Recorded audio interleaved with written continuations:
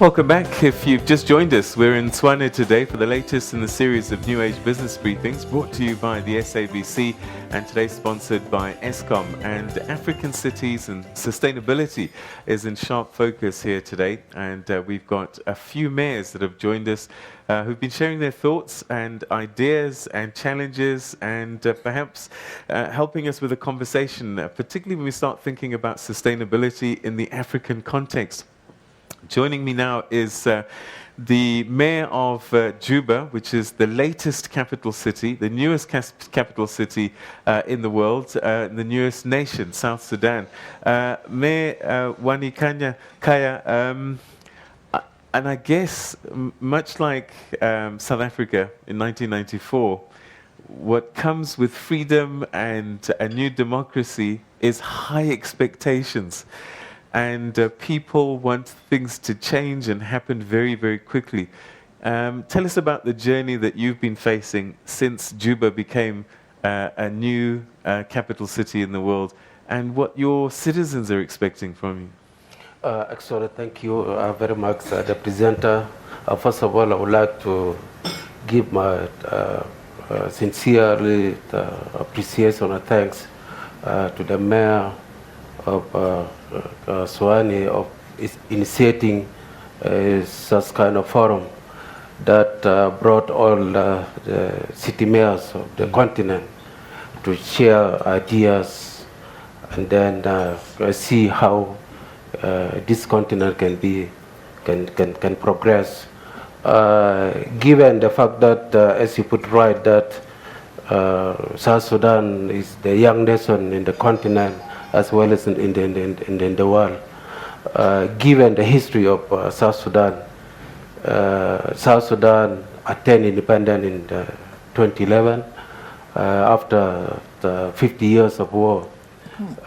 This period, I think it has displaced millions of South Sudanese people, both in the urban and in the rural.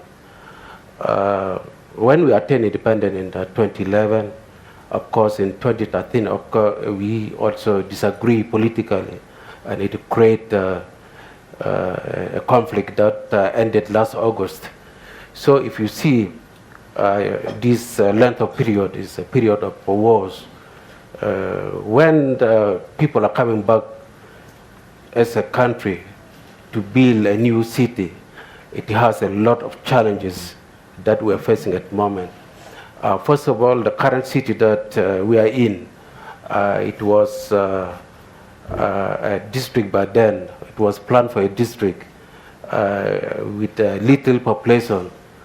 But at the moment, if you go to Juba as a capital city, it's too populated, more than 1 million inhabitants within the city itself.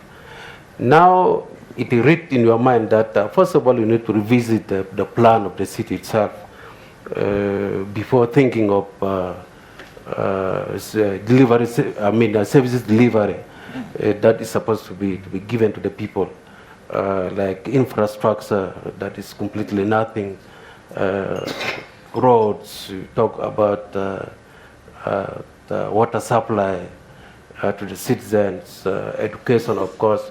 In the city, this is where everybody is expecting to have a quality education, health, and extra. So a city like Juba is a city where it start from the scratch. It is start from the scratch, and within a period that we attained independence, the population that we received, it was so huge. So it became a challenge to the government as the administration of the city itself. So this is the situation that we are in. And when I came here yesterday, I was so really become relieved because I hear other countries also representing the same issues that I'm facing, like the waste management. And you know, to have a good city, the first thing that you have to do is the planning. the visions and the goals that you can achieve in the short term, mid term, and long term. And this is what we as a South Sudanese, especially Juba City, this is what we are facing. Thank you. Okay, thank you very much indeed for those opening thoughts.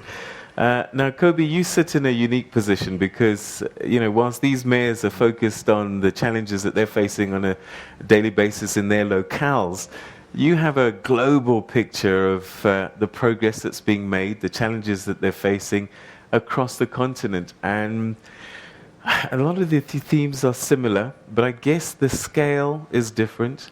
And then when we start talking about sustainability, what do we actually mean? What it means in Juba may not be the same as Tshwane. And we only even started, maybe in some cities, talking about the green economy. Talk to us a little bit about the various levels and layers of sustainability and that big question about green economies in these cities.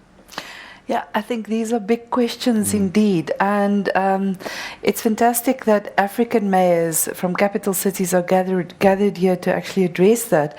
But what we all found at the global level is that the same issues are being discussed in other forums. In Asia, in many parts of the global south, these issues are very real. And it's nowhere more real than at the mayoral office, at that desk, where things come together. So in terms of sustainability, yes, it's a big word, it's a basket word, and many people understand many different things about it. When you come down to a city or where people live together in an urban environment, it's about the quality of life. It's about providing a space where people could live and thrive and be happy and pursue their dreams in an urban environment. Many of us and our future generations will only know urban life. And we have such an opportunity in the African continent, given the fact that worldwide we still have to construct 2/3 of all infrastructure in the world by 2050. So some people will say it's a mammoth task, we can't even start tackling it.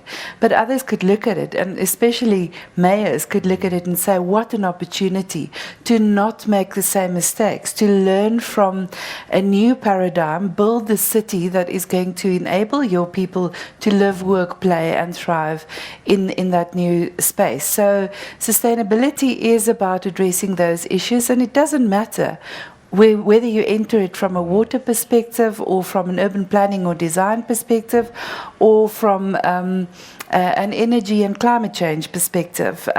It links also to infrastructure, it certainly links to access to basic services, and cities learn from each other and move on. What we need to strive for is to get those connects made and to take those fantastic stories that are emerging from local authorities, big and small, across the continent and in fact across the world, and get them out, lift them out, share them, show the possible. And that's where strong leadership, like we see here, is absolutely vital in order to get those stories out, to create the opportunity for people to help build the cities they want. All right, thanks for that overview. We're going to have to take another quick break, but just listening to that, I'm just wondering who would want to be a mayor? All right, let's chat a little bit more about that after this.